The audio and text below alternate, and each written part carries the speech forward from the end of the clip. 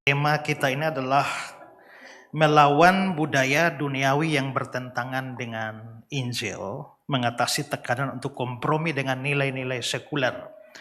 Itu tema yang diberikan kepada saya. Dan saudara-saudara, sebenarnya kalau kita melihat dari tema ini, maka ada dua hal penting di sana, yaitu ada budaya duniawi dan ada Injil di sana. Ya. Nah, apa itu budaya duniawi? Nah, budaya duniawi itu menunjuk pada pola pikir atau juga nilai atau gaya hidup yang lahir dari dunia yang sudah berdosa. Ya. Dan dunia yang telah jatuh dalam dosa itu punya polanya sendiri. Baik dalam pikirannya maupun nilainya maupun gaya. Sementara kita bisa lihat bahwa itu membentuk cara berpikir dan cara bertindak manusia. Karena ini sudah jatuh dalam dosa, maka nilai-nilainya juga sudah jatuh di dalam dosa. Kita semua kalau sudah belajar tahu bahwa semua manusia itu telah jatuh di dalam dosa. Dan dosa mempengaruhi seluruh aspek manusia. Kalau dari atas itu sudah berdosa, maka hanya bisa menghasilkan yang berdosa. Kalau monyet laki kawin dengan monyet perempuan, anaknya, cucunya, cicitnya, terus sampai 10-20 generasi tetap monyet. Tidak bisa di tengah jalan tahu-tahu muncul cicak. Ya kan? Nah, berarti kalau dari atas sudah dosa, itu dosa terus. Dan ternyata dosa itu merasuk sampai berbagai macam aspek dalam hidup manusia, sehingga pola pikirnya menjadi berdosa. Nilai-nilai dalam hidup menjadi berdosa. Gaya hidupnya itu menjadi berdosa. Nah, itu yang kira-kira dimaksudkan dengan budaya duniawi. Sementara Injil, Evangelion itu adalah kabar baik tentang keselamatan dalam Kristus Yesus. Dan kalau kita bicara secara sempit, memang Injil bicara soal kabar baik. Makanya kita beritakan Injil, tetapi dalam ruang lingkup yang lebih besar, Injil bukan hanya sekedar bicara soal pengampunan dari dosa. Injil bukan hanya bicara soal panggilan untuk meninggalkan hidup yang lama dan mempunyai juru selamat. Tetapi itu bergerak sampai pada bukan hanya justification, pembenaran kita, tapi sampai pada sanctification, yaitu panggilan untuk hidup kudus dalam hubungan dengan Allah. Nah, maka di sini kita bisa melihat di satu sisi ada budaya dunia yang berdosa, tapi di sisi yang lain adalah ada panggilan Injil yang menuntut orang percaya untuk hidup sesuai standar Allah. Maka disinilah kita melihat ada kontras antara budaya dunia yang mendorong orang hidup berkompromi, sedangkan Injil yang mendorong dan memanggil orang untuk taat sepenuhnya pada Tuhan. Ya, dunia menawarkan jalan yang mudah dan luas, sementara Injil menawarkan jalan yang sempit dan juga sukar, tetapi berujung pada hidup yang kekal. Nah, karena itulah maka kita ditantang untuk memilih antara budaya dunia dan spirit Injil. Nah, saya ingin membahas ini di dalam beberapa hal. Pertama, saudara, mari kita mengenali dulu bentuk-bentuk budaya duniawi yang bertentangan dengan Injil. Tentu saja itu sangat banyak. Nah, kita tidak bisa membahas semuanya, tetapi mungkin saya hanya angkat beberapa yang paling dalam penilaian saya paling kuat atau paling mempengaruhi budaya dunia di dalam kehidupan kita. Yang pertama adalah soal materialisme dan hedonisme. Materialisme adalah pandangan hidup yang menempatkan materi, kekayaan dunia sebagai tujuan hidup. Ya, sementara hedonisme itu filosofi yang menjadikan kesenangan, kenyamanan, kepuasan diri itu sebagai standar tertinggi dari kebahagiaan. Nah, filosofi tentang atau budaya tentang materialisme dan hedonisme ini adalah salah satu budaya Injil yang begitu merasuk banyak orang, termasuk juga di dalam gereja. Nah, fokus utama dari dua pandangan ini, materialisme dan hedonisme ini adalah mengejar kekayaan, harta benda, status sosial itu sebagai tujuan hidup. Ya, sejak dari awal sudah begitu. Orang bekerja terus-menerus sampai akhirnya lupa segala-galanya. Sebenarnya digerakkan oleh materialisme dan hedonisme ini. Orang rajin atau sangat bersemangat memakai barang-barang bermerek demi mengangkat status sosialnya. Itu sebenarnya digerakkan oleh materialisme dan hedonisme ini. Dan menilai keberhasilan orang hanya dari kekayaannya. Kalau kita lihat orangnya sudah mapan, wah sekarang sukses ya. Tapi yang miskin-miskin itu tidak pernah dianggap sukses. Ya. Nah, maka tanpa sadar kita sudah ada pada pola materialis dan hedonis ini. Tetapi yang menariknya adalah bahwa ini bukan hanya terjadi di dalam dunia, tetapi bahkan di dalam gereja pun semangat materialisme dan hedonisme itu juga kuat. Ya, bahkan di kalangan orang-orang yang melayani, bahkan pengkhotbah yang memberitakan kebenaran tanpa sadar dan banyak jadi terjebak dalam materialisme ini. Kemarin saya baru dari Manado, lalu saya ada bicara, saya bilang bahwa saya ini sering diundang khotbah di banyak tempat. Tapi biasanya ada orang kalau minta khotbah tuh, maaf Pak ya, mohon maaf, mau tanya Bapak, kalau undang Bapak ini tarifnya berapa? Ya, tarifnya berapa? Saya sampai heran, mengapa ada orang mau mengundang seorang pengkhotbah bertanya tarif? Tapi setelah itu saya berpikir mungkinkah sudah adalah kebiasaan umum bahwa harus pakai tarif. Sehingga orang merasa perlu ada tarif yang dibuat. Nah karena itulah saya, kalau saudara ngundang saya, connect ke sekretaris saya sudah kasih persyaratan mengundang Pak Esra.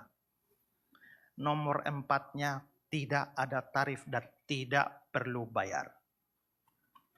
Ya. Kalau mau kasih juga tidak ditentukan, tidak kasih juga tidak apa-apa. Itu masuk dalam persyaratan. Ya, karena hari ini kita bisa lihat bahkan dalam dunia pelayanan juga materialisme dengan spirit materialisme seperti ini. Saudara kalau tahu tabloid Gloria yang muncul berapa tahun yang lalu tuh ya, beberapa dekade yang lalu, sekarang sudah tidak ada lagi. Itu pernah satu edisinya judulnya Pendeta Pasang Tarif. Ya, lalu saya baca ada kesaksian di situ, ada majelis gereja yang bikin kesaksian bahwa entah kenapa gereja mereka itu tidak punya pendeta. Jadi tiap minggu majelisnya harus cari pengkhotbah. Lalu mereka mengundang satu pengkhotbah untuk berkhotbah. Dan setelah itu bulan depan lagi majelis ini kontak pendeta itu. Pak pendeta, jemaat sangat diberkati dengan khotbah Bapak. Bisakah Bapak datang lagi dan melayani kami? Lalu pendeta itu bilang, cari saja pendeta lain. Saya bukan pendeta 500.000. Rupanya bulan lalu waktu khotbah dikasih persembahan, kasih 500.000. Dan dia tersinggung. Ya. Saudara tahu sekarang ada calo pengkhotbah? Ada, ya. Bahkan saya pun pernah didekati. Calo pengkhotbah itu dia punya relasi dengan pendeta-pendeta gereja banyak. Dia lihat ini ada pengkhotbah bagus. Lalu dia datang menjadi calo. Maka dia akan pergi ke gereja. Oh, ini ada Pak Esra loh, pakai loh. Ini Pak Bre. Tapi ada perjanjian dengan saya 70-30. Jadi begitu ada bayaran 1 juta, dia kebagian 300.000, saya 700.000. Bahkan ada saking pendeta yang kepengen dicaloin sampai turun 50-50. Nah kita bisa lihat bahwa ternyata materialisme pun bisa berjalan di dalam pelayanan. Memang sama-sama melayani tapi tidak salah kalau kita dapat dari sana. Tapi ini masalah motivasi. Karena tindakan yang paling tulus sekalipun kalau ada motivasi yang buruk itu dirusak. Ya. Action bisa sama, motif bisa berbeda. Pernah lihat kucing kejar tikus? Apa yang sama? Sama-sama lari. Tapi jangan hanya lihat larinya, tanya kenapa kucing lari, kenapa tikus lari? Kucing lari karena takut ingin makan. Kucing lari karena lapar ingin makan. Tikus lari karena takut dan ingin selamat. Berarti sama-sama lari, satu lari masalah nyawa, satu lari masalah perut. Ya kan? Nah karena itu kita bisa lihat juga. Kalau saudara misalnya lihat Instagram, ada Instagram Pastor in Style, ya, di mana itu Instagram yang berusaha untuk menyoroti waktu pengkhotbah atau pendeta, pastor lagi khotbah. Mereka dengan kamera sorot, ikat pinggangnya merek apa, cari harga berapa, ya, jam yang dia pakai harga berapa, merek berapa, dan Ya, mereka bisa nilai seorang pendeta di depan mimbar kira-kira dari ujung rambut sampai ujung kaki berapa juta dia berdiri itu. Ya, dan itu terjadi dan itu sesuatu yang sangat menjadi batu sandungan. Ya, saya kadang-kadang kepengen juga pas saya khotbah ada yang sorot jam saya ini berharga berapa. Ya, karena sudah 6 bulan baterai mati. Ya, nah karena itulah kita bisa lihat itu semangat spirit materialisme, hedonisme itu juga hidup dalam gereja. Bahkan dalam khotbah sekalipun, saya barusan membaca sebuah buku. Salah satu ciri dari materialis di dalam gereja itu adalah lihat kalau pendetanya khotbahnya melulu persepuluhan dan persembahan.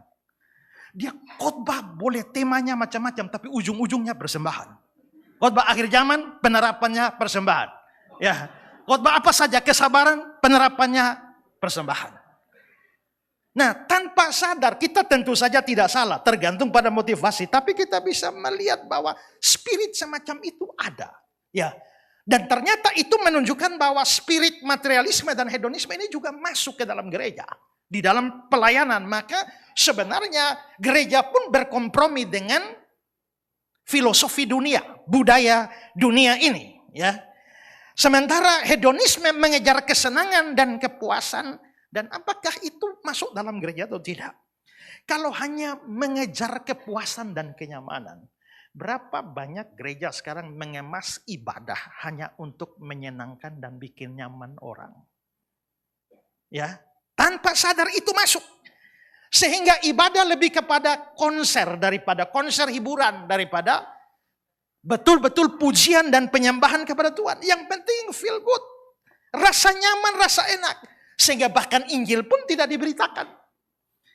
Ya, orang bisa tua di dalam gereja, mendengar khotbah begitu banyak, tapi tidak sekalipun mendengar Injil. Entah karena tidak diberitakan Injil di sana, atau karena Injil yang lain yang diberitakan di sana. Tapi kita sudah bisa lihat bahwa ibadah itu lebih kepada kebanyakan soal hiburan. Makanya di gereja saya selalu bilang, tolong ya lagu itu jangan terlalu baru-baru.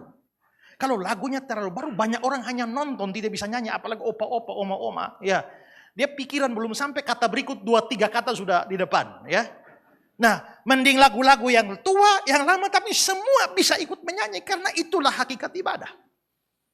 Tapi dengan melihat semacam ini kita bisa lihat spirit ini masuk ke dalam pelayanan yang paling kudus sekalipun. Ya, nah budaya duniawi yang bertentangan dengan Injil. Nah, Injil itu mengatakan lain. Ketika Injil mengatakan tak seorang pun dapat mengabdi kepada dua tuan.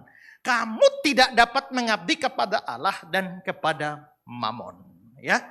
Nah, John Piper bilang begini, materialisme adalah penyembahan berhala paling halus dan paling merusak karena menjanjikan kebahagiaan melalui hal-hal yang tidak dapat memberikan kepuasan sejati.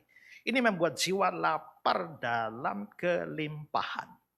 Sementara hedonisme, Tim Keller bilang begini, hedonisme modern bukan hanya mencari kesenangan, tapi menjadikan diri sendiri sebagai Tuhan. Ketika kesenangan menjadi Tuhan, maka tidak ada lagi batasan moral yang dapat mengendalikan nafsu manusia. Ya, nah ini bertolak belakang dengan Injil. Ketika materialisme dan hedonisme semacam itu, Injil mengajar supaya orang harus menyangkal diri, memikul salib setiap hari dan mengikuti aku. Sementara hedonisme menemukan kebahagiaan di dalam kenyamanan hidup. Firman Tuhan atau Injil mengatakan di hadapanmu ada sukacita berlimpah. Nah, yang kedua, saya melihat budaya duniawi yang menyusup masuk ke dalam gereja dan kekristenan ini, yang kedua ini adalah relativisme moral. Nah, relativisme moral ini sebenarnya dibangun di atas suatu filsafat relativisme yang adalah filsafat postmodern yang menggerus nilai kebenaran. Nah, filsafat postmodern dengan paham relativisme ini mengatakan begini. Prinsip dasarnya adalah sebenarnya yang namanya kebenaran mutlak, kebenaran absolut, atau yang sungguh-sungguh benar, yang benar-benar benar itu tidak pernah ada. Karena kebenaran itu ditentukan oleh banyak hal. Kebenaran minimal pertama ditentukan oleh konteksnya.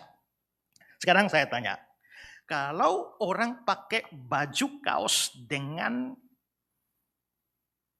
celana pendek, benar apa salah?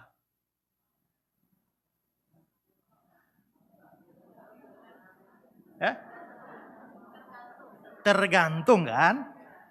Kalau hanya duduk-duduk di pantai jadi benar. Tapi sidang sinode, dia muncul di situ, itu menjadi tidak benar. Kalau begitu sebenarnya pakai baju kaos dan celana pendek itu benar atau tidak? Tergantung konteks. Jadi relatif. Ya. Berteriak dengan suara keras itu benar atau tidak? Kalau lagi di lapangan sepak bola, benar. Tapi lagi kunjungan di rumah sakit, jadi salah. Kalau begitu kebenaran itu tergantung konteks. Tidak ada sesuatu yang mutlak benar, itu tergantung konteks. Kebenaran tergantung persepsi. Saudara habis makan ikan bakar, yang satu bilang, pedis sekali ya. Yang satu bilang, kok nggak rasa ya? Sebenarnya itu pedis atau tidak? Tergantung orangnya, tergantung persepsinya. Pada AC, ukuran AC 20, yang satu sudah kedinginan, yang satu bilang, wih nyaman ya. Maka kebenaran itu tergantung pada persepsi individu. Ya. Kebenaran tergantung waktu. Sebenarnya Pak Esra Soro itu pendeta atau bukan? Tergantung kamu tanya kapan, ya kan? Kalau kamu tanya itu di tahun 1995, bukan. Kamu tanya di 2025, ya. Jadi saya pendeta atau bukan? Tergantung waktu.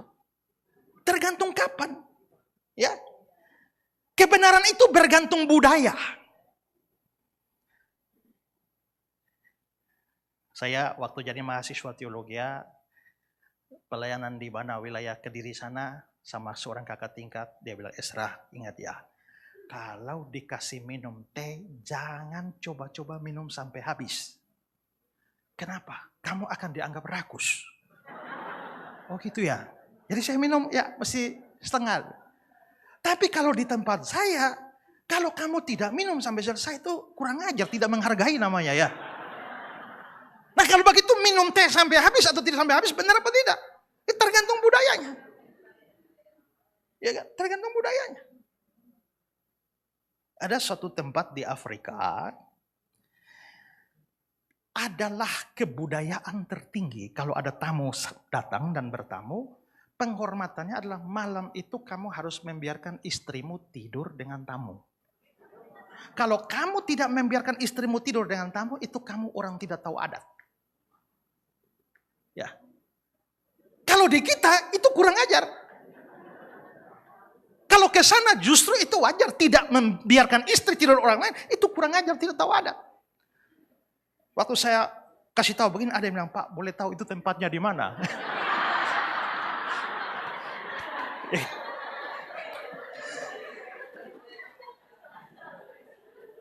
Saya membaca kesaksian waktu tim penginjilan zaman-zaman dulu pergi ke desa-desa di Papua sana. Katanya begini, wah, mereka putar film Jesus of Nazareth. Bagaimana Yudas menangkap Yesus, mengkhianati Yesus.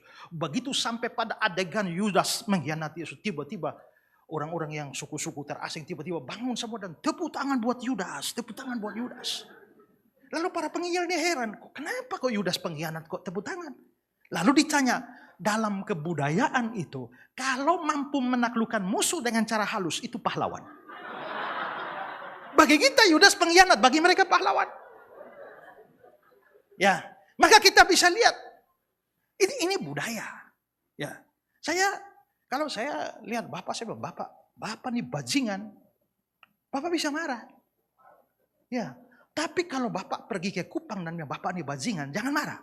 Itu pujian. Karena orang Kupang menyebut seseorang atau sesuatu itu bagus, top, hebat, itu bajingan. Ya. Jadi kalau saya berkhotbah itu, habis khotbah bilang pendeta bajingan. Nah, itu ya. Makanya tadi paduan suaranya itu bajingan-bajingan semua itu.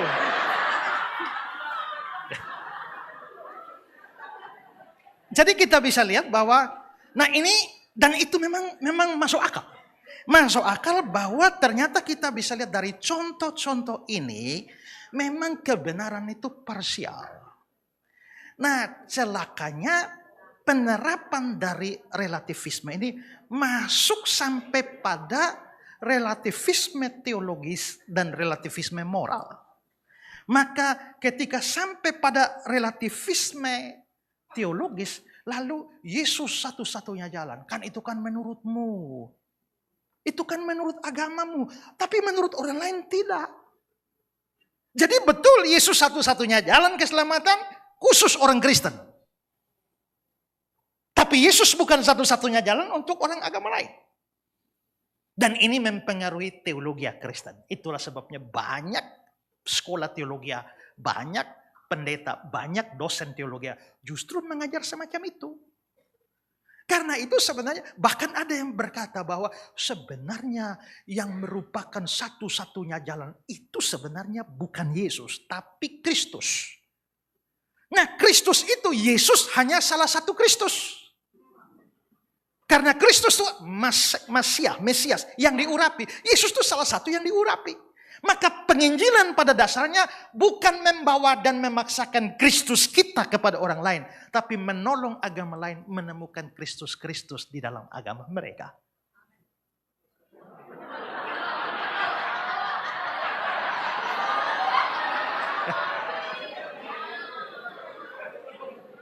Ini kita mesti hati-hati dengan amin ini ya. Karena amin, kata di dalam Alkitab, aku berkata kepadamu sesungguhnya. Itu bahasa aslinya amin. Jadi amin itu sungguh-sungguh menyatakan persetujuan. Jadi kalau orang khotbah salah, saudara amin, saudara menyetujui kesalahan atau kesesatan. Dan itu dosa. Makanya di jemaat saya bilang ingat ya, jangan sembarang amin. Kalau ada pendeta bilang ada amin saudara-saudara, mikir dulu. Kalau benar ada amin saudara, amin. Kalau dia ngomong salah ada amin, tidak ada amin. Ada amin saudara-saudara bingung. Benar nggak ya? Ada amin, sabar. Ya.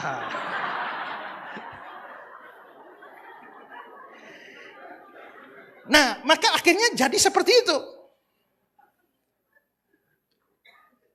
Francis Schaeffer bilang relativisme telah menjadi landasan filosofis masyarakat modern. Di mana tidak ada lagi absolut moral yang dapat dijadikan pegangan. Akibatnya masyarakat kehilangan kompas moral dan terjerumus dalam kekacauan nilai. Ya, kekacauan nilai. Ini kata Francis Schaeffer. Ya. Dan ini masuk sampai pada bukan hanya pada relativisme teologis tapi sampai moral. Artinya begini loh ya. Orang bisa hidup dengan gaya hidup macam apa saja. Sekarang seperti saya contohkan di Afrika. Saudara mau anggap itu dosa? Dosa bagimu. Tapi bagi mereka bukan dosa. Pengkhianatan Yudas adalah dosa. Dosa bagimu. Tapi bagi orang yang sana itu bukan dosa. Maka di sini kita bisa lihat nilai-nilai yang absolut sudah tidak ada lagi. Nah, kita bisa melihat bahwa memang contoh-contoh yang saya berikan tadi, yang namanya relativisme dan kebenaran parsial itu ada. Tapi pertanyaannya adalah, apakah dengan begitu banyak contoh kebenaran parsial, kebenaran mutlak tidak ada? Apakah ada tidak sebuah kebenaran yang sungguh-sungguh benar, yang berlaku bagi semua konteks, semua budaya, semua zaman, kapanpun ditanyakan, kepada siapapun ditanyakan, itu merupakan kebenaran absolut? Ada tidak? Bahkan sebenarnya secara filosofis itu sangat-sangat lemah. Kenapa? Karena begini, kalau sebuah filsafat atau pendapat, kebenaran yang mutlak itu tidak ada. Kalau kebenaran yang mutlak tidak ada, maka pertanyaan kita, pernyataan yang mengatakan kebenaran mutlak tidak ada, itu mutlak atau tidak? Ketika saya mengatakan yang sungguh-sungguh benar itu tidak ada. Yang sungguh-sungguh benar itu tidak ada. Kalau memang betul yang sungguh-sungguh benar tidak ada. Pertanyaannya, pernyataan yang mengatakan sungguh-sungguh benar itu ada atau tidak?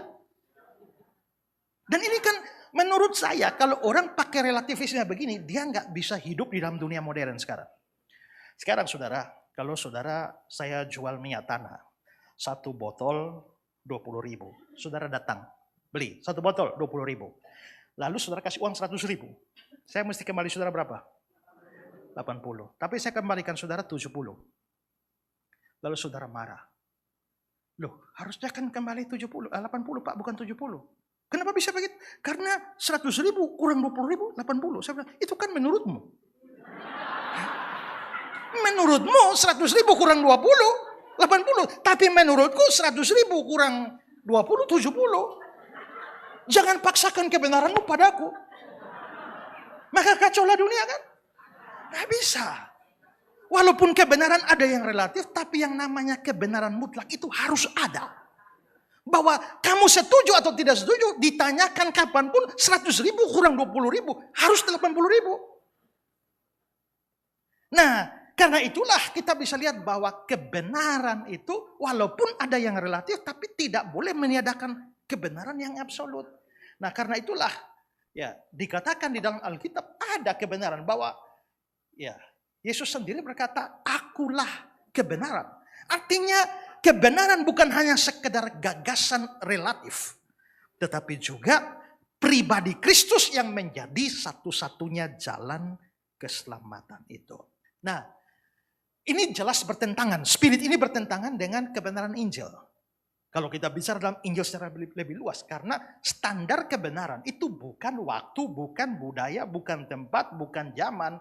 Ya, tetapi firman Tuhan.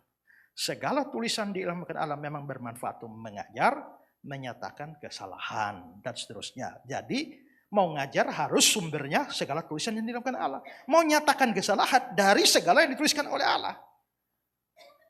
Kalau yang dituliskan firman Allah tidak salahkan, jangan salahkan. Tapi kalau firman Tuhan membenarkan, jangan kamu salahkan. Firman Tuhan menyatakan salah, jangan kamu benarkan. Kadang-kadang, ya, contoh, satu hari saya dikunjung oleh 2 orang. Begitu 2 orang saya lihat dari modelnya itu saksi Yehova. Ya, modelnya itu saksi Yehova. Biasanya saksi Yehova datang berkunjung 2 orang. Yang banyak diam tuh senior. Yang banyak ngomong tuh junior. Lalu pas mau Natalan atau lewat Natal sedikit. Lalu begitu mereka masuk, saya bilang, oh selamat Natal. Mereka tidak tahu saya pendeta. Selamat Natal. Sebelum mereka beres, saya bilang, oh iya ya. Kalian kan saksi Yehova, tidak percaya, tidak merayakan Natal kan? Nah, lalu saya tanya, kenapa kalian tidak merayakan Natal? Lalu mereka jawab, karena di Alkitab tidak ada perintah merayakan Natal. Coba Bapak kasih saja satu ayat yang menyuruh merayakan Natal. Saya bilang, tidak ada. Nah itu. Jadi saya tanya, oh jadi kalau tidak ada Alkitab perintahkan tidak boleh ya? Iya Pak, tidak boleh. Nah saya lihat-lihat kan dia pakai dasi. Lalu saya, Pak, bisakah kasih saya satu ayat perintah yang menyuruh orang pakai dasi? Ada tidak? Tidak ada. Kalau tidak ada, kenapa Bapak pakai dasi? Lalu dia bilang, ya karena Alkitab juga nggak larang. Nah, kalau begitu, apakah Bapak bisa kasih satu ayat yang melarang orang merayakan Natal? Tidak ada juga. Kalau Alkitab perintahkan, lakukan. Kalau Alkitab tidak perintahkan atau Alkitab melarang, jangan lakukan. Masalahnya ada kategori di mana Alkitab tidak perintah, Alkitab tidak larang. Adakah perintah untuk merayakan ulang tahun? Tidak ada. Adakah larangan merayakan ulang tahun? Kalau ada perintah, harus rayakan. Kalau ada larangan, jangan rayakan. Tapi kalau tidak ada perintah, tidak ada larangan, terus bagaimana? Ya mau merayakan silahkan, tidak juga tidak apa-apa. Yang merayakan tidak salah, yang tidak merayakan juga tidak salah. Patokannya apa? Ya kalau kamu makan minum, lakukan semua untuk kemuliaan Tuhan. Jadi kalau kamu mau merayakan, lakukan untuk kemuliaan Tuhan. Tidak rayakan, ya sekarang saya tanya. Kira-kira ibu-ibu yang pergi ke salon cat rambut agak merah-merah, itu dosa apa tidak? Ya? Pertama, ada perintah? Ada larangan? Artinya kalau dia mau kasih merah, terserah dia lah. Ya. Tapi juga tidak ada kewajiban. Apakah itu untuk kemuliaan Tuhan? Dan prinsip kedua, jadi batu sandungan apa enggak? Kalau saya cat rambut warna biru langit, dosa tidak? Nggak ada perintah, nggak ada larangan. Maka saya cat biru langit juga nggak apa-apa. Tapi kalau saya cat biru langit baru saya khotbah, Orang tidak akan perhatikan apa yang saya khotbahkan. Mereka lihat terambel gitu ya. Nah, makanya sebenarnya ada kebenaran mutlak di dalam firman. Dan kebenaran mutlak itu tidak boleh dinegosiasikan. Ya, Ravi Zacharias bilang ketika relativisme moral menjadi norma, maka kebenaran menjadi korban pertama. Masyarakat yang menolak absolut moral akan berakhir dengan despotisme karena tidak ada lagi standar objektif untuk menilai benar atau salah. Di dalam Injil kita menemukan kebenaran mutlak sebagai firman Allah. Tapi dunia, budaya duniawi menawarkan relativisme. Nah, karena itulah maka di sini kita bisa lihat kita dipanggil untuk hidup dengan standar firman Tuhan, bukan dengan standar dunia ini. Tapi berapa banyak relativisme ini menyusup masuk ke dalam gereja dan kekristenan. Yang ketiga, sekularisme. Sekularisme ini adalah pandangan yang memisahkan hidup rohani dan hidup sekuler. Serta menolak campur tangan yang rohani seperti agama dan iman dalam urusan publik, sosial, politik, pendidikan, dan sebagainya. Dengan kata lain, sekularisme ini hidup dengan dualisme, menganggap bahwa agama itu hanya urusan private. Hanya urusan pribadi di ruang private, sedangkan di ruang publik itu harus netral, harus bebas dari pengaruh nilai-nilai iman atau nilai-nilai agama. Dan dalam pandangan semacam ini, hidup dijalani seolah-olah tidak ada. Ateisme itu dibagi dua, ya. Ateis teoritis dan ateis praktis. Ateis teoritis itu mereka yang mengemukakan argumen-argumen rasional untuk menyangkal keberadaan Allah, seperti Nietzsche, Feuerbach, dan lain-lain. Tapi ada ateis praktis yang percaya ada Allah, tapi hidup seolah-olah Allah tidak ada. Dan menolak campur tangan Allah di dalam urusan hari-hari. Urusan dengan Allah hanya di dalam gereja. Urusan dengan Allah hanya di dalam pelayanan. Tapi di luar itu, di dalam dunia sekuler, itu tidak perlu dicampurkan. Ini sekularisme. Dan ini akhirnya membuat banyak orang tidak sadar hidup dengan spirit semacam itu. Maka begitu mereka di gereja, mereka jadi orang yang jujur, orang yang taat, orang yang setia, baik hati dan sebagainya. Tapi begitu mereka ada di kampus, mereka ada dalam dunia kerja, maka tidak bisa membedakan lagi. Prinsip-prinsip rohani itu tidak nampak ketika mereka hidup dalam dunia sekuler. Mereka menganggap agama hanya urusan pribadi di hari ibadah. Nah, ini jelas bertentangan dengan Injil. Karena apa? Karena sekularisme itu seperti mau menyingkirkan Allah dari kehidupan. Saudara bayangkan kalau orang hanya mau patuh, takut akan Tuhan, menyenangkan Tuhan pada hari Minggu waktu dia beribadah. Sementara dalam hidup sekuler dia dari Senin sampai Sabtu, itu semua tidak berlaku nilai-nilai imannya, maka dia menyingkirkan Allah dari hari Senin sampai Sabtu. Dan Allah hanya berurusan dengan dia di dalam hari Minggu. Padahal kita tahu bahwa Injil menyatakan kepada kita, menegaskan bahwa Kristus itu pusat dari seluruh ciptaan. Di dalam Kolose pasal 1, itu dikatakan bahwa di dalam dia diciptakan segala sesuatu di sorga, di bumi, yang kelihatan, tidak kelihatan, singgasana, kerajaan, pemerintah, penguasa, segala sesuatu diciptakan oleh dia.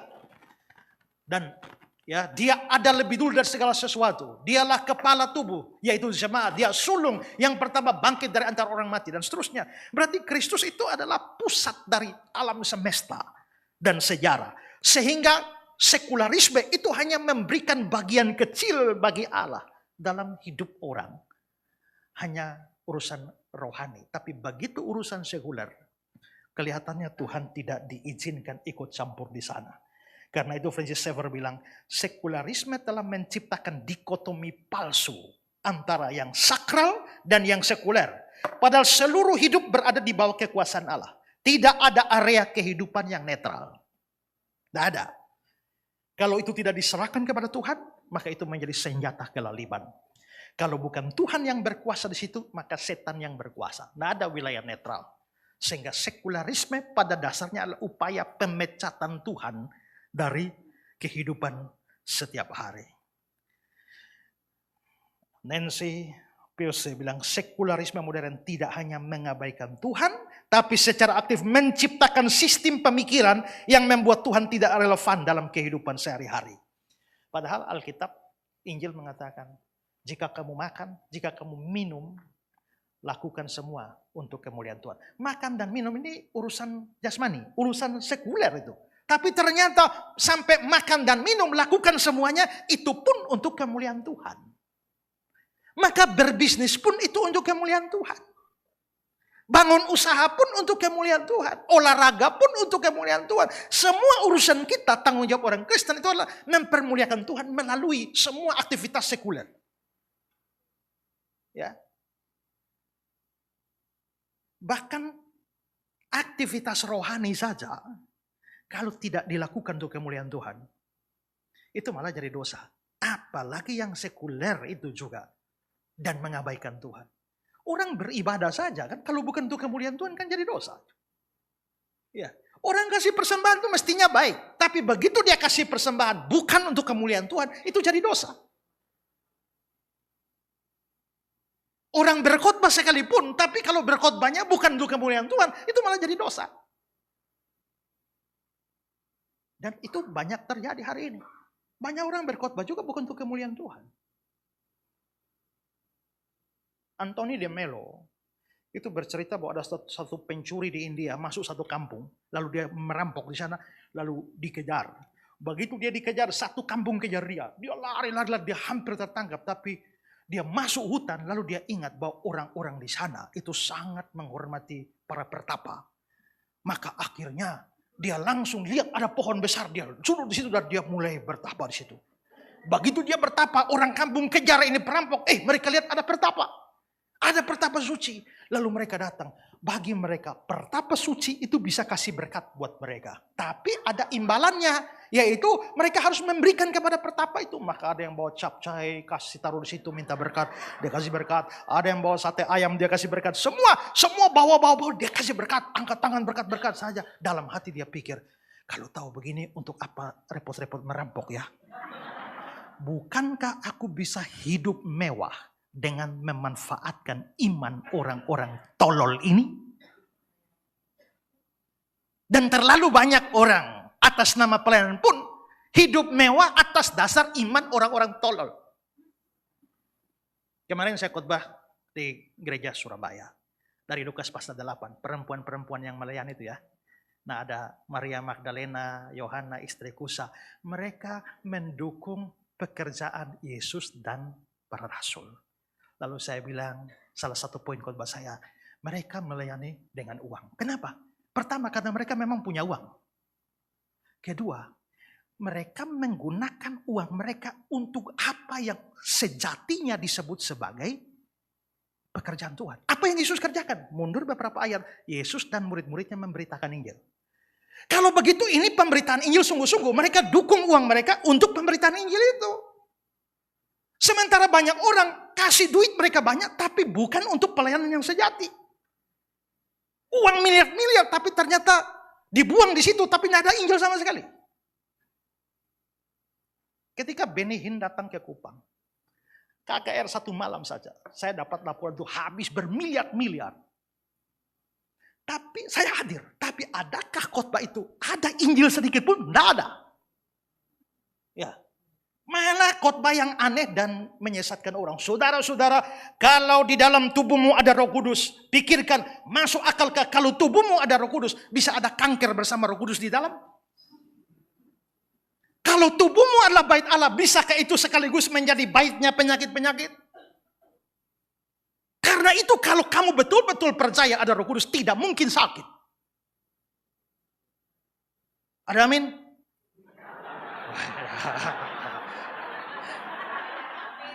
Nah, saudara lihat, saya waktu dengar itu saya menyesal, saudara. Ya, kenapa?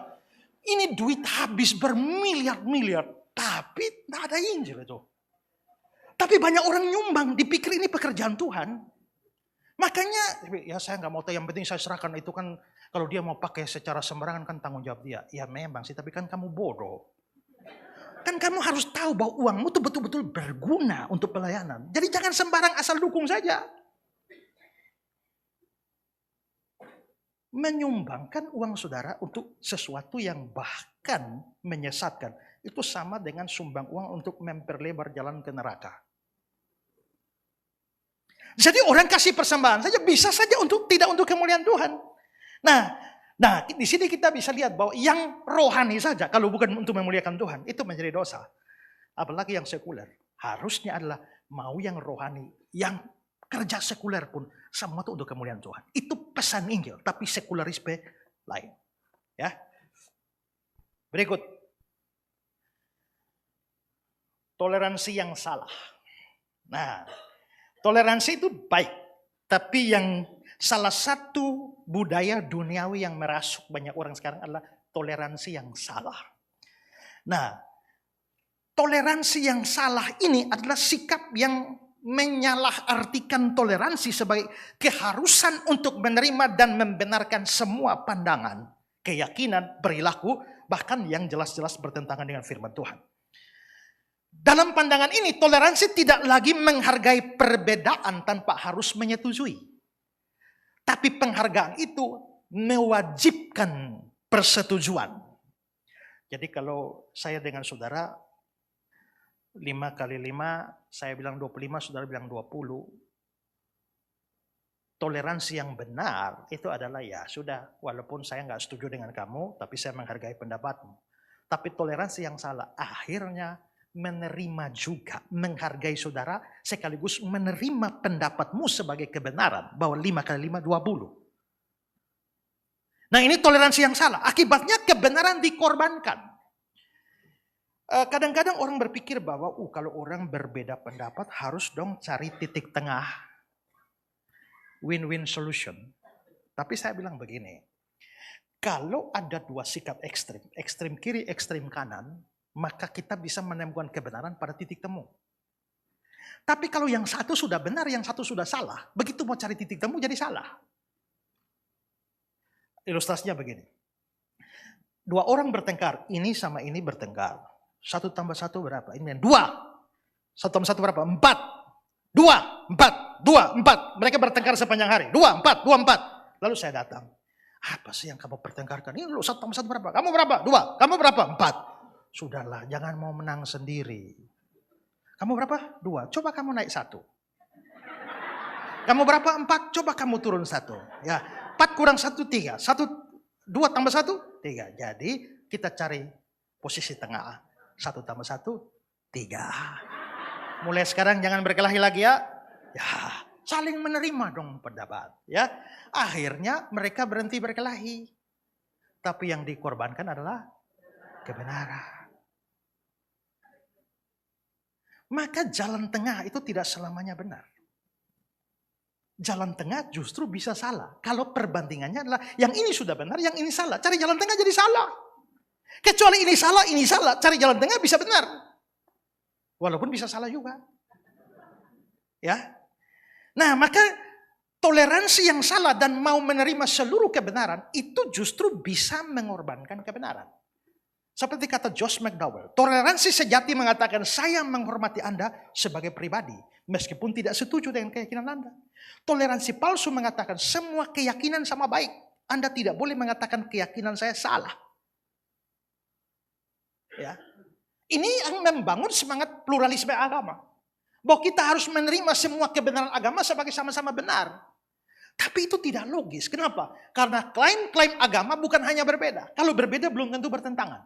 Tapi klaim-klaim agama itu saling bertentangan. Ketika satu agama percaya ada Allah yang berpribadi. Satu sosok pribadi di sana, namanya Allah. Sementara yang satu mengatakan tidak ada. Mana mungkin Allah bisa ada dan tidak ada secara bersamaan dan dua-dua sama-sama benar. Yang satu bilang neraka ada, yang ini bilang neraka tidak ada. Sama seperti kekristenan pada dasar, pada umumnya percaya ada neraka. Orang saksi Yehova tidak percaya ada neraka. Apakah bisa saksi Yehova yang bilang neraka tidak ada dengan kekristenan umum yang mengatakan neraka ada? Bisa sama-sama benar? Tidak bisa. Kalau menerima itu membuat kita tidak rasional lagi. Itu melanggar hukum kontradiksi. A adalah non-A dalam pengertian yang sama dan dalam waktu yang sama. Tidak bisa. Ya.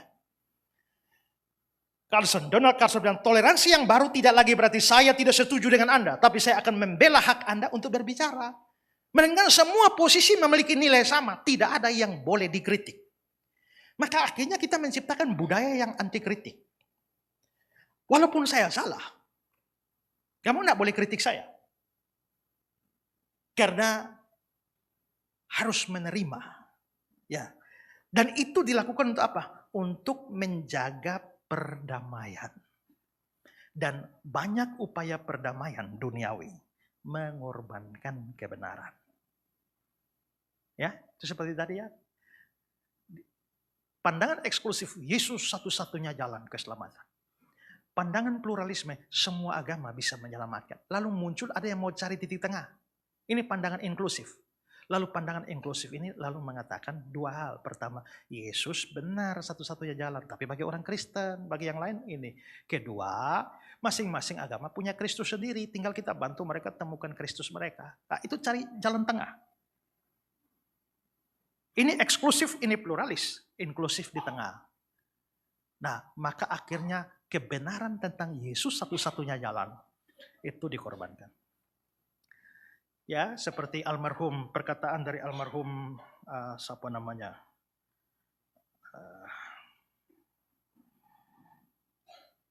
Yohanes Rahmat. Yohanes pasal 14 ayat 6. Itu tidak pernah dikatakan oleh Yesus. Tapi seandainya Yesus memang pernah mengatakan itu, dia salah besar.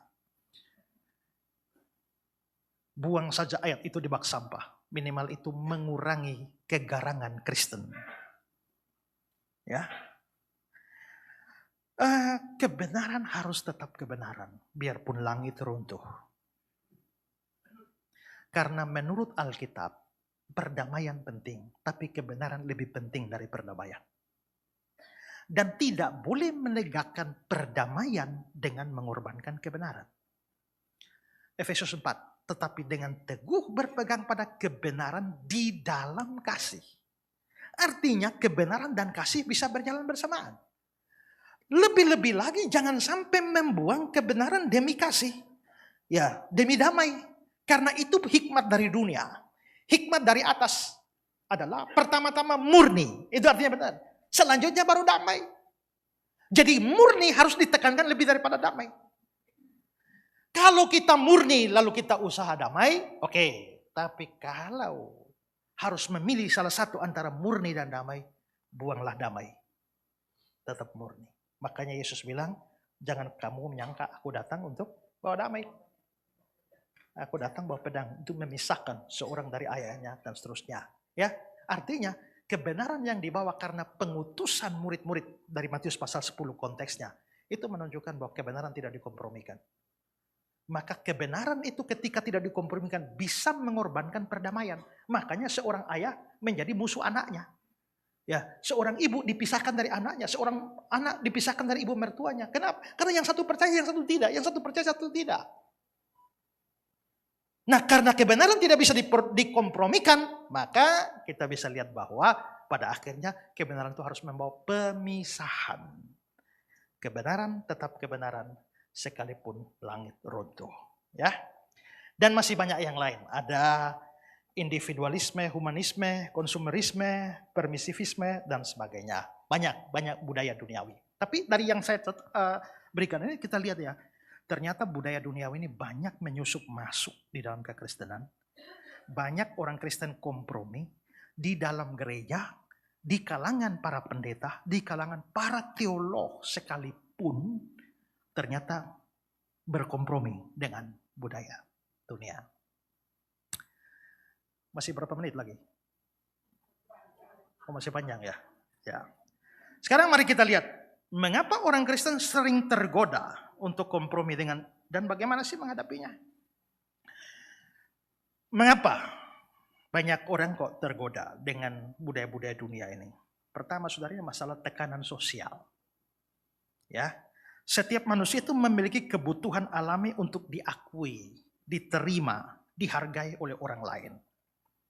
Ya, tekanan sosial muncul ketika orang Kristen berada di tengah-tengah masyarakat yang plural.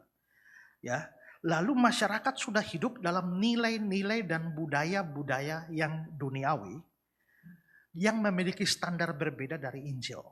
Sementara orang Kristen hidup di sana, dan dia tidak akan diterima kalau dia menolak budaya duniawi dan tetap bertahan di dalam spirit Injil. Ya. Maka orang yang mau tetap hidup dengan standar Injil itu biasanya mendapatkan tekanan sosial. Nah, lalu orang ketika menghadapi tekanan sosial lalu menjadi takut untuk tampil berbeda. Padahal Alkitab menegaskan bahwa kita harus berbeda. Tapi ketakutan untuk menjadi berbeda lalu mendapatkan tekanan sosial itu membuat banyak orang akhirnya mengkompromikan kebenaran Injil. Sehingga pada akhirnya mereka hidup dengan budaya duniawi. Ya. Dalam prakteknya begitu. Seperti kata Donald Carson, tekanan untuk berkompromi dengan dunia tidak datang dalam bentuk serangan frontal terhadap iman. Melainkan melalui tuntutan halus untuk menyesuaikan diri dengan norma-norma sosial yang tampaknya tidak berbahaya. Namun secara bertahap mengikis komitmen Kristiani. Contoh, Petrus menyangkal Yesus. Saudara, Petrus itu murid terdekat Yesus, tapi dia berada di bawah tekanan sosial. Tekanan sosialnya adalah, engkaukah yang pasti engkau mengenalnya. Engkau bersama dia, itu nyata dari bahasamu, itu nyata dari logatmu. Ini tekanan sosial. Nah, begitu tekanan itu terjadi, Petrus kompromi dan menyangkal Yesus. Itu contoh nyata. Bangsa Israel juga. Saudara, bangsa Israel itu mestinya sebelumnya tuh teokrasi. Tuhan yang memerintah atas mereka. Tapi tiba-tiba mereka meminta raja. Apa alasannya mereka minta raja? Karena mereka lihat bahwa bangsa-bangsa di sekitar kita juga ada raja. Hanya kita saja tidak. Karena itu mereka meminta raja. Tuhan kasih tahu Samuel, kasih tahu mereka. Aku rajamu, kalau kamu minta raja, itu sama dengan mengkhianati aku. Tuhan memang janji akan kasih raja, tapi belum saatnya. Tapi mereka ngotot. Akhirnya Tuhan kasih raja yang bejat seperti Saul. Sebagai hukuman, makanya dalam Mazmur dia bilang, aku memberikannya dalam murkaku. Ya, akhirnya justru kita bisa lihat bahwa hidup mereka jadi buruk. Itu kompromi dengan kondisi kerajaan-kerajaan yang lain.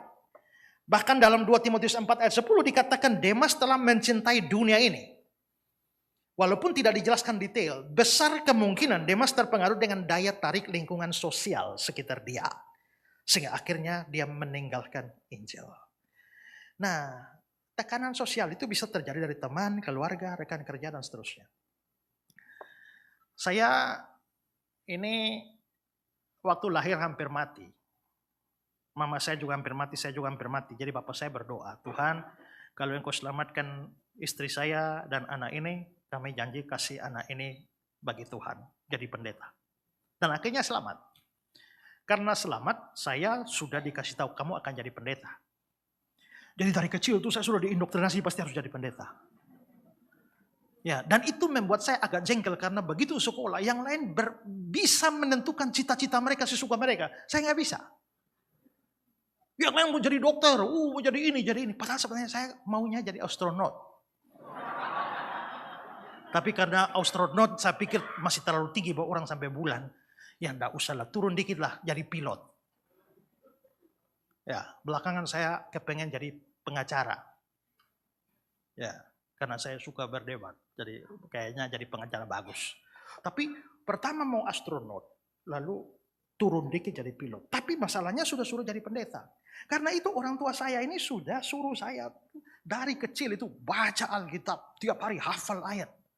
Ya, sampai hafal ayat itu sampai, kalau sudah tahu ya, Matius 6 ayat 33. Ya, sampai selesai baru boleh makan. Jadi saya waktu kecil sudah hafal ayat banyak. Kelas 1 SMP saya sudah berkhotbah. Kelas 1 SMA saya sudah KKR kemana-mana. Lalu tiap hari bawa Alkitab ke sekolah. Maka teman-teman saya itu satu kelas itu panggil, Pak Pendeta, Pak Pendeta. Karena orang istirahat saya baca Alkitab saja. Pendeta, pendeta. Jadi walaupun belum pendeta tapi mereka panggil saya pendeta juga saya diam aja. Ya. Satu hari guru masuk tanpa diduga-duga. Ujian. Nah ada siswa yang belajar, ujian. Dia tulis itu soal-soal di papan. Habis cilakanya, habis tulis soal, gurunya pergi ke ruang guru. Semua juga tidak ada yang tahu jawabannya termasuk saya. Tapi setelah ini saya mulai lihat, depan nyontek, kiri nyontek, kanan, belakang nyontek. Satu-satunya yang tidak nyontek cuma saya. Ya. Tapi ketika saya lihat depan, kiri, kanan, buka, belakang nyontek semua. Saya rasa kok saya aneh sendiri ya. Akhirnya masalahnya saya juga tidak tahu jawabannya. Akhirnya dalam hati saya pikir, nyontek dulu lah. Saya pun buka.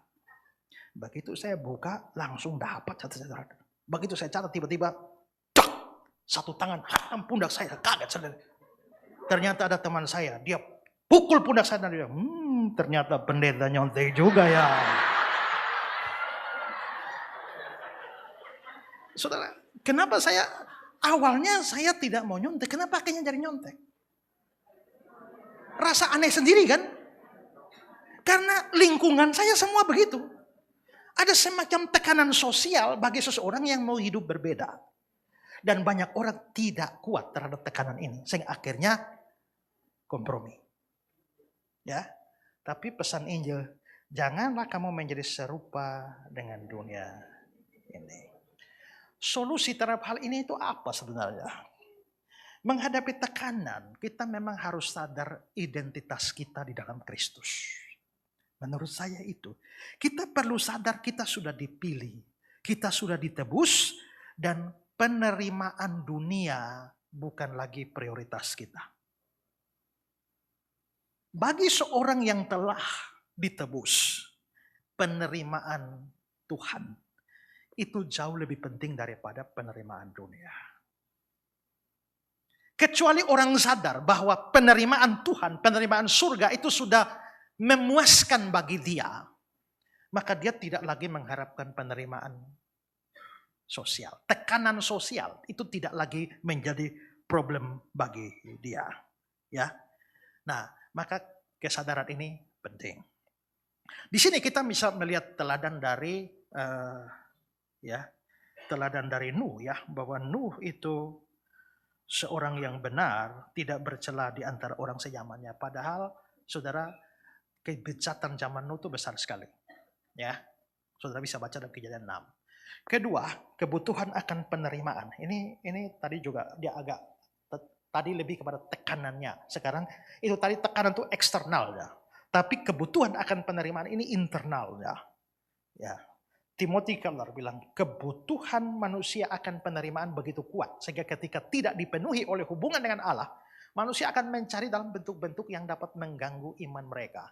Penerimaan dari manusia menjadi berhala ketika mengalahkan loyalitas pada Kristus.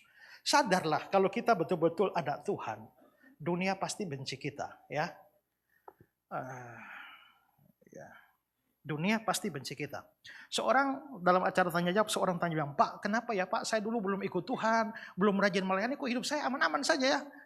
Sekarang kok malah ikut Tuhan sungguh-sungguh, kok malah jadi banyak sulitnya ya. Oh ya, puji Tuhan, berarti Anda ada pada jalur yang tepat. Karena sebelum Anda percaya Yesus, Anda bukan anak Allah. Anda anak iblis. Lalu waktu Anda terima Injil, kamu diberi hak jadi anak Allah. Kamu telah mengkhianati bapakmu yang lama. Sekarang kamu mengabdi kepada bapakmu yang baru. Saya tanya, mungkinkah bapakmu yang lama membiarkan kamu hidup tenang? Nggak mungkin. Saya tamat dari sekolah teologi di sini. Ya, dulu waktu saya tingkat 1, saya pernah bikin khotbah yang bikin marah kakak-kakak tingkat. Karena tema khotbah saya hari ini adalah belajar dari teladan iblis. 1, iblis itu adalah pribadi yang setia kepada tugas dan tanggung jawabnya. Dia setia menggoda dan dia selalu lakukan itu. 2, iblis itu adalah pribadi yang tidak pandang muka. Adam dia sikat, Daud dia sikat, nabi-nabi dia sikat. Kali ini bukan berhadapan dengan manusia biasa. Ini Tuhan Yesus Kristus. Tapi dia sikat juga. Dia tidak pandang muka. 3, iblis itu pribadi yang pandai menggunakan kesempatan. Ya, Yesus puasa dan lapar. Dia tidak tawar iPhone terbaru. Ubah jadi roti. Lagi pula batu-batu di sana memang mirip roti. Ya. Dan jika engkau anak Allah. Kenapa dia bilang jika engkau anak Allah? Konteksnya Matius pasal 3, Yesus baru keluar dari dibaptis. Lalu ada suara, inilah anakku. Rupanya waktu Allah Bapa bilang, inilah anakku, setan dengar. Langsung dia tunggu di pojok sana. Jika engkau anak Allah. Nah, jadi kita dengar firman setan juga. Tapi dia tunggu saudara di box sana. Ya. Nah, dan terakhir, iblis itu adalah pribadi yang tidak mudah putus asa. Dicobai pertama kali gagal, dicobai kedua kali gagal, dicobai ketiga kali sampai diusir, nyala iblis. Tapi Lukas 4 bilang, lalu iblis mengundurkan diri dan menunggu waktu yang baik. Besok masuk lewat Petrus, lewat imam-imam, lewat Yudas. Iblis itu tidak gampang putus asa. Kalau kita menginjil saja orang tolak langsung kita putus asa. Kita perlu belajar dari iblis. Nah, itu habis itu kakak tingkat pada ngamuk semua. Memang tidak ada tokoh lain kah harus dari iblis? Nah, jadi kita memang diserang iblis itu wajar. Kalau sampai hidupmu tidak diserang iblis itu kita mesti curiga. Pertama, mungkin kawan. Ya kan? Karena iblis tidak menyerang orang-orangnya sendiri. Nanti kerajaannya hancur. Atau kedua, pelayananmu tidak ada dampak apa-apa. Biarkan aja lah. Almarhum Gus Dur pernah kasih cerita, ada perang. Ngeng, pesawat Jerman tembak, tembak. Ngeng, pesawat Inggris tembak, pesawat Jepang tembak. Tiba-tiba ada pesawat lewat, tidak usah tembak. Prajuritnya heran, kenapa tidak tembak? Tidak usah, itu dari Indonesia. Tidak usah, nanti jatuh sendiri. Artinya pesawat Indonesia ini terlalu remeh, jadi nak mengancam, jadi biar saja jatuh sendiri. Jadi kalau iblis tidak menyerang saudara, kelihatannya saudara tidak ada giginya. Ya, jadi biarkan. Tapi ingat, iblis benci anak-anak Tuhan, tapi yang paling dia benci itu adalah yang penginjilan. Panah-panah terbaiknya dia kerahkan kepada para penginjil. Karena kalau kamu ikut Tuhan saja tapi nggak menginjil, kamu nggak terlalu jadi ancaman. Tapi menginjil ini kan merebut jiwa-jiwanya iblis. Karena itu kalau mau habis ikut dan menginjil maka bersiaplah. Ya.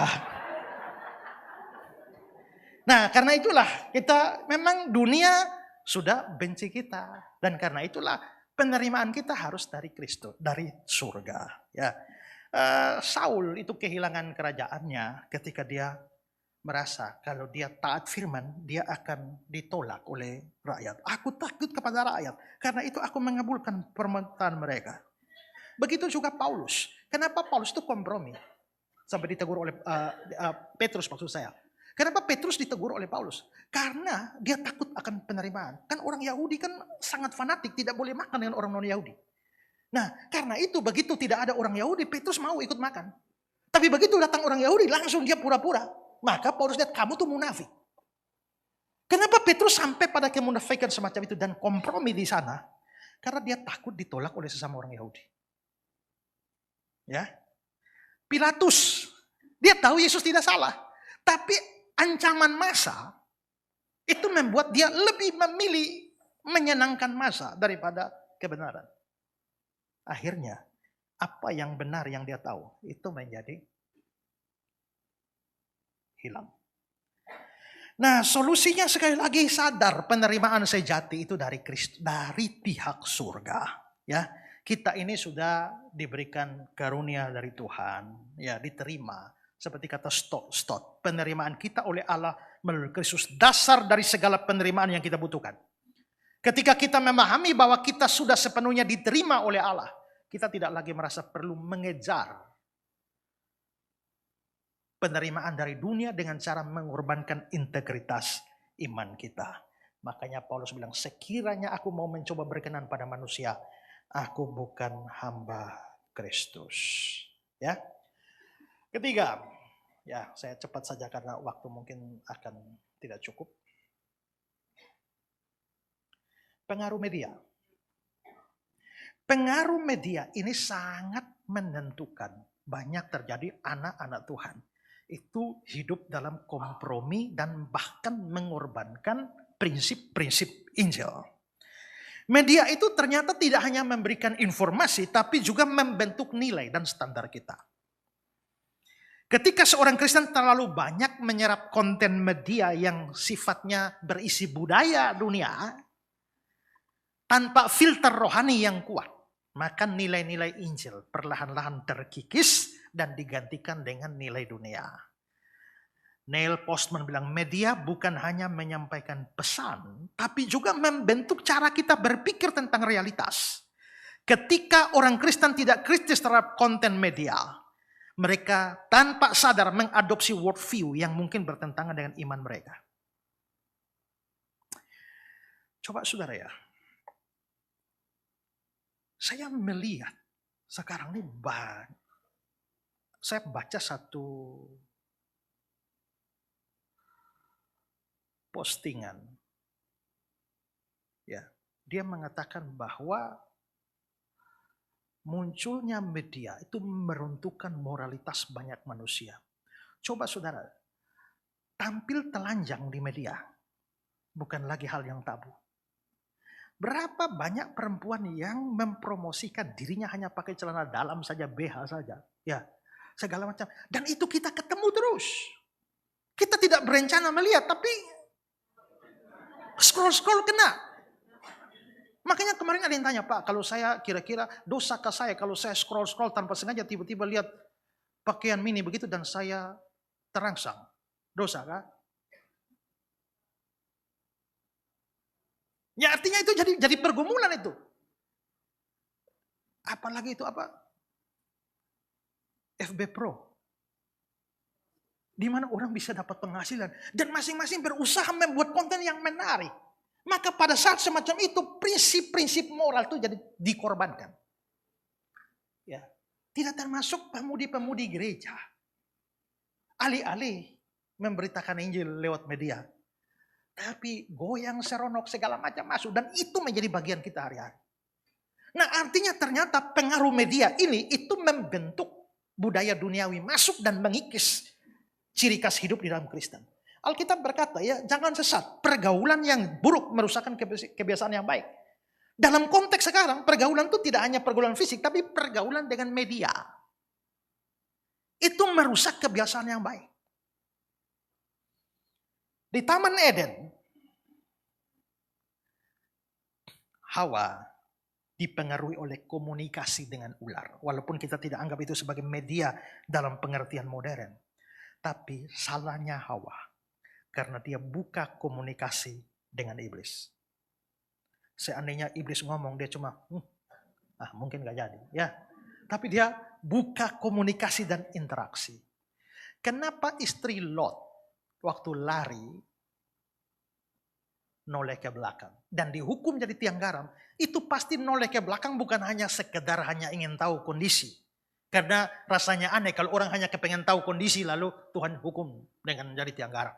Pasti orang berkata bahwa istri Lot tubuhnya keluar dari Sodom tapi hatinya tinggal di Sodom.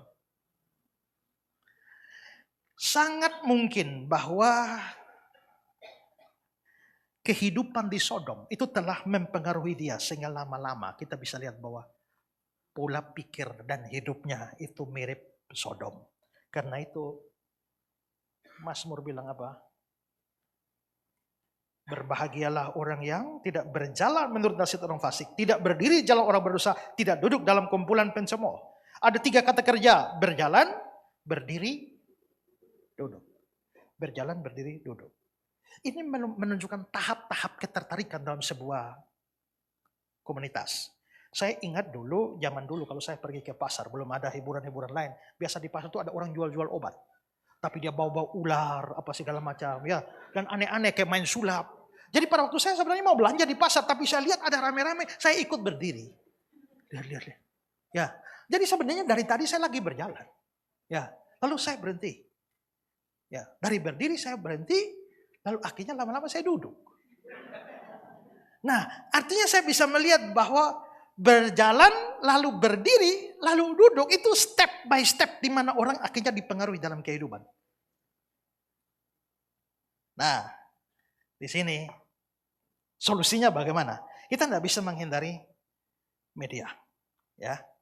Tapi disiplin rohani untuk mengisi diri dengan firman itu sangat penting. Ketika orang hanya mengisi tiap hari pikirannya dengan media tanpa firman, ya, yang masuk, maka itu pada akhirnya akan membuat moralitas dan gaya hidupnya sudah mengikuti filsafat dunia ini. Makanya Paulus bilang, semua yang benar, semua yang mulia, semua yang adil, semua yang suci, semua manis, semua sedap dengar, semua disebut kebajikan, patut dipuji, pikirkanlah semuanya itu. Teladan dalam hal ini, Yusuf di perjanjian lama. Walaupun dari hari ke hari istri Potifar membujuk dia. Dengan kata lain, istri Potifar tekun membujuk. Tapi Yusuf pun dari sehari-hari. Karena menurut Alkitab, Yusuf itu manis sikapnya, elok parasnya. Manis sikapnya, elok parasnya. Parasnya elok, sikapnya manis. Kan kebanyakan orangnya hanya manis sikapnya. Tapi parasnya parah kan? Ada yang parasnya bagus, tapi sikapnya buruk. Tapi Yusuf ini perpaduan dua-dua. Ada cerita saja ya dari cerita-cerita orang Ibrani. Bercerita bahwa satu hari ada arisan ibu-ibu Mesir. Mereka datang di rumahnya istri Potifar. Sementara itu Yusuf masuk dan antar minuman. Ibu-ibu tuh lihat Yusuf. Lalu istri Potifar bilang, kalian yang baru lihat dia satu hari saja sudah begitu, apalagi saya yang tiap hari. Tapi dari hari ke hari Yusuf juga tekun menolak. Ingat ya, dosa dan iblis itu tidak gampang putus asa seperti saya bilang tadi. Dia gagal kali ini, dia tunggu di lain tempat. Makanya saya bilang tuh salah satu yang bisa dipelajari itu adalah ketekunan dan gampang putus asa. Jadi kalau saudara menang satu kali, jangan pikir iblis langsung mundur jauh. Tidak. Dia menunggu waktu yang baik. Ya. Saudara kenal Pak Pendeta Pontius Takaliwang? Yang dari Batu, ahli okultisme. Ya. Dulu kan dia melayani okultisme, opo-opo, leu-leu, dan segala macam kuasa gelap. Satu kali saya pas ada seminar di Amerika, Los Angeles. Waktu selesai saya acara, lalu ada pengumuman bahwa nanti besok ada seminar okultisme Pak Pontius Takaliwang. Akhirnya besok saya ketemu dengan Pak Pontius. Lalu saya bilang, Bapak ini kan terkenal dengan plan okultisme kan.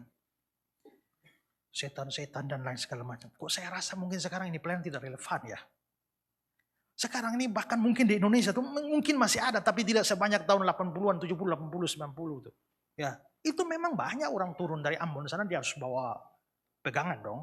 Ya, tapi sekarang nah, apalagi ini seminar di Amerika Pak. Lalu Pak Pontius bilang, Dek, jangan kau pikir iblis juga tidak mengikuti perkembangan zaman. Ya.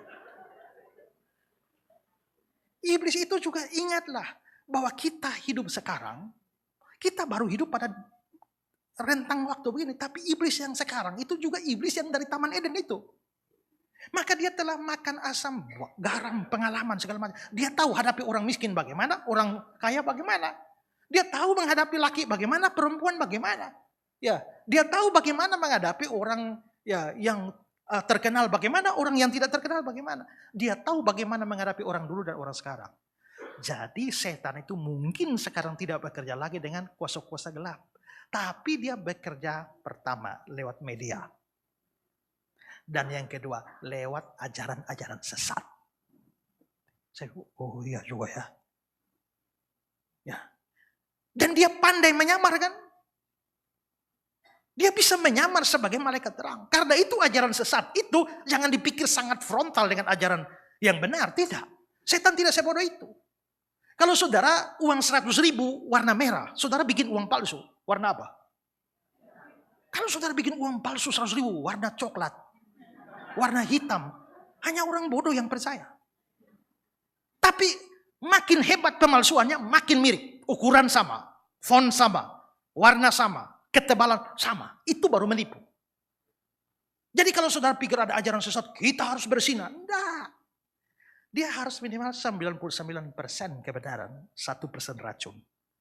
Kalau saudara mau racun orang, saudara campur nasi pada racun atau campur racun pada nasi? Bedanya apa? Kalau saudara mau racun orang, ya, racun sedikit, nasi banyak atau sebaliknya? Kalau saudara bawa racun satu bokor nasi satu biji, hanya orang gila mau makan kan? Nasinya banyak, racunnya tidak terlihat, tidak berbau, tapi mematikan. Setan itu ahli. Karena itu bahkan bisa di dalam khotbah yang baik, 90% ada racun masuk di dalam. Itu hebatnya. Setan bisa pakai ajaran sesat, setan pakai media. Tapi kalau banyak anak Tuhan tidak sadar, akhirnya media justru merusak mereka. Ada beberapa yang lain, saya khawatir waktu tidak cukup, nanti baru saya share materinya. Saudara, saya cuma mau tambah ini ya.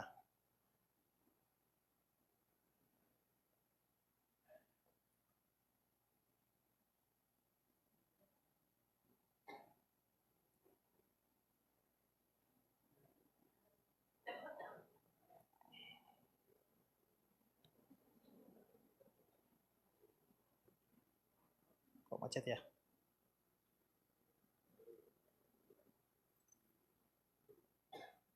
Oke, saya langsung ke poin terakhir. Nah, sekarang bagaimana sih sebenarnya peranan kita orang Kristen dalam menghadapi pengaruh budaya dunia ini? Yang saya ngomong tadi itu adalah penyebab-penyebabnya lalu solusinya. Tapi sekarang solusi-solusi sudah saya berikan. Nanti saudara yang belum dilihat dalam materi ini. Nah, tetapi yang ini adalah peran positif kita itu apa?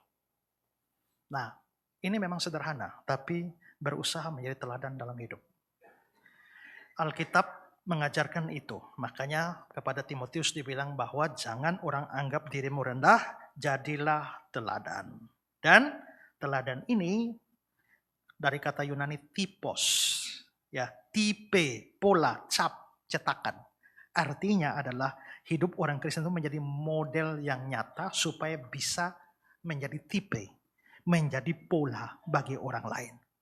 Dunia akan selalu menilai kekristenan bukan pertama-tama dari pengajarannya, tetapi dari kehidupannya. Makanya Yesus bilang, kamu adalah garam dunia. Ya, kamu adalah terang dunia. Banyak kita jadi terang gereja saja, tapi tidak jadi terang dunia. Terang kita harus terpancar bukan hanya di gereja, tapi di jalan, di pasar, ya, di tempat usaha, di sekolah, di kampus, dan sebagainya. Keteladanan kita itu akan membuat atau minimal, kalau itu tipos, itu menghambat budaya dunia masuk dalam hidup kita. Dan kalau itu jadi teladan, maka itu mempengaruhi lingkungan. Saya ingat satu cerita, seorang pendeta pergi KKR di suatu tempat. Dia KKR 2 atau 3 hari, lalu dia pulang harus naik bis. Waktu dia naik bis, dia tanya kondekturnya biayanya berapa? 30.000. Lalu dia kasih uang 100.000. Mestinya kembalinya 70.000.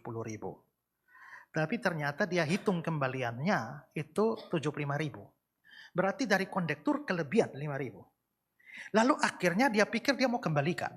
Waktu dia mau kembalikan dia mikir, ada suara, sudahlah cuma 5.000 saja. Ini perusahaan juga tidak bangkrut hanya gara-gara 5.000. Jadi dia diam. Tapi setelah itu ada satu suara, kembalikan. Walaupun tidak bangkrut, tapi itu kan bukan punyamu. Akhirnya dia mau kembalikan. Tapi satu suara bilang, semua orang juga begitulah. Ada banyak yang lebih dari 5.000 bermiliar-miliar orang korupsi juga. Akhirnya dia tidak jadi kembalikan lagi. Tapi satu suara bilang, kembalikan lagi. Itu urusannya orang lain, kamu harus kembalikan. Dia bolak-balik. Begitu. Akhirnya diputuskan kembalikan. Dia panggil kondekturnya, sini. Berapa biayanya? 30. Tadi saya kasih uang 100, mestinya kamu kembali 70. Tapi kamu ternyata kembalikan 75, lebih 5.000. Nih saya kembalikan. Kondekturnya itu terima. Iya Pak, saya juga tahu ada kelebihan. Maksud kamu? Iya, karena Bapak khotbah 3 hari di sana, saya hadir tiap 3 hari. Saya hanya kepengen tahu saja setelah ikut Bapak KKR 3 hari kira-kira dalam 5.000 Bapak taat atau tidak. Oh, saudara bayangkan seandainya dia tidak kembalikan. Khotbahnya 3 hari rusak semua kan? Untuk orang-orang atau untuk kita semua, ya kita harus dorong. Jadilah teladan. Untuk yang lain kita bilang ingat. Hamba Tuhan juga atau pemberita firman juga. Manusia seperti kita. Dia bisa jatuh, dia bisa lemah. Jadi jangan patronnya tuh jangan hamba Tuhannya, tapi Tuhannya. Tapi untuk kita kan usahakanlah. Sebenarnya kebenaran itu tidak tergantung kepada hidup pemberitanya. Kalau Pak Guru mengajar anak-anak 5 kali 5, 25. Ini benar loh. Tiba-tiba malam Pak Guru ketangkap sedang curi mangga. Gara-gara Pak Guru curi mangga, apakah kebenaran yang diajarkan 5 kali 5 menjadi salah? Tidak. Artinya kebenaran 5 kali 5 itu tidak dipengaruhi oleh hidup Pak Guru yang mencuri. Mestinya begitu. Hanya masalahnya kebanyakan orang ini begitu. Pak gurunya sudah ketahuan begitu, maka semua yang diomong benar juga orang gak peduli. Yesus bilang, kamu jangan ikutilah semua ajaran ahli Taurat, tapi jangan perbuatannya. Artinya orang yang hidup buruk sekalipun, itu masih bisa didengarkan. Karena yang dia ngomong itu kebenaran. Tapi kita juga secara sosial kita tahu bahwa banyak itu kendala ketika hidup orang Kristen tidak menjadi contoh dan teladan. Maka bukan hanya merusak atau tidak membawa kemuliaan Tuhan, tapi itu membuka pintu lebar bagi masuknya pengaruh duniawi. Dia saja begitu kok, pendeta saja begitu kok, penginjil saja begitu kok, apalagi kita. Maka begitu hidup kita tidak jadi teladan, pintu terbuka untuk pengaruh dunia begitu besar. Ya karena itu Paulus bilang, usahakan supaya jadikanlah dirimu teladan. Ya. Ingat ya, teladan bukan pilihan, tambahan bagi pemimpin Kristen. Mereka inti dari pelayanannya. Integritas dalam tindakan sehari-hari adalah paling efektif untuk mengajar. Kedua, keterlibatan dalam komunitas ini penting. Ya, karena komunitas bersama itu akan menolong kita untuk tetap kuat. Begitu seseorang lemah, dia dikuatkan oleh komunitasnya. Nah, karena itu Ibrani 10 bilang, baiklah kita saling menasihati, saling giat melakukan menjelang hari Tuhan yang mendekat. Dan yang terakhir, mari kita